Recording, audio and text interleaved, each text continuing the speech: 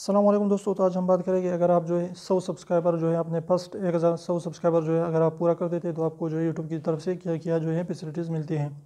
तो अगर आपके 100 सब्सक्राइबर यानी 100 सब्सक्राइबर हो गए तो यूट्यूब की तरफ से जो है आपको सिर्फ और सिर्फ जो है आप कस्टम URL यानी अपनी youtube.com/ के बाद जो है आप अपना चैनल का नाम लिख सकते हैं और वहाँ से जो लिंक होता है वो आप उससे हटा सकते हैं। तो ये आपको जो है ये फैसिलिटी आपको यूट्यूब की तरफ से मिलती है।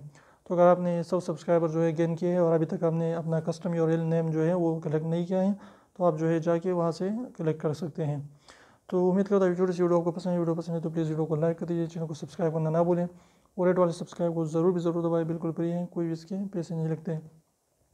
तो कमेंट में अपने राय भी दें कि आपने जो है कस्टम URL को कलेक्ट किया है कि नहीं किया, अगर आपने 100 सब्सक्राइबर जो है वो गेन कर लिया है तो चैनल को ज़रूर सब्सक्राइब करें और बेल आइकन को भी साथ में प्रेस करें ताकि ऐसी ही खूबसूरत इन्फॉर्मेटिव वीडियो जो है आप तक पहुंच सकें।